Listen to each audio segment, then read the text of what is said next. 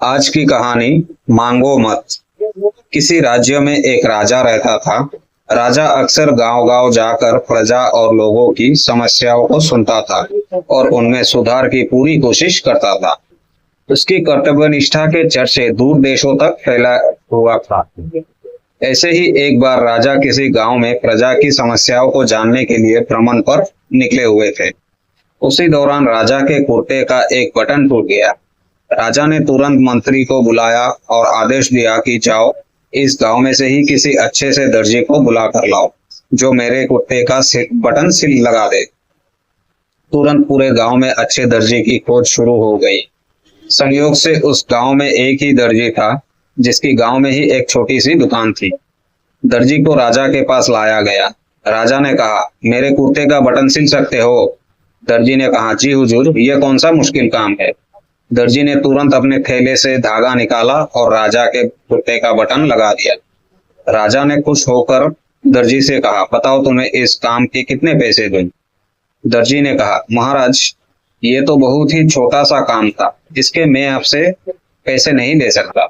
राजा ने फिर कहा, नहीं नहीं, तुम मांगो तो सही, हम तुम्हें इस काम की कीमत जरूर देंगे। दर्जी ने सोचा कि बटन तो राजा के पास था ही, मैंने तो बस धागा लगाया। मैं राजा से इस काम के 2 रुपए मांग लेता हूँ।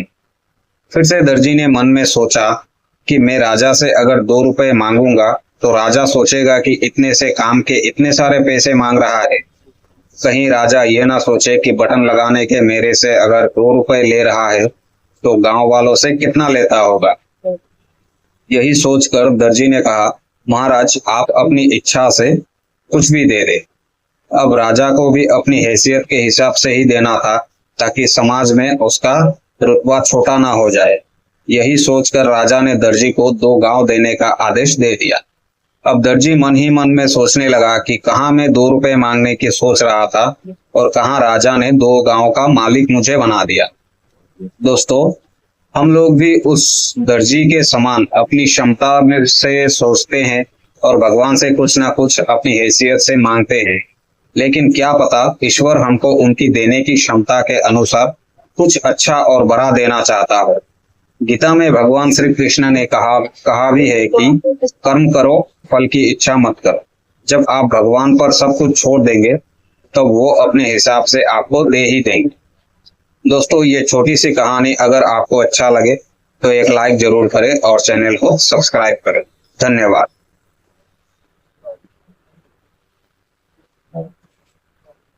Okay, right here.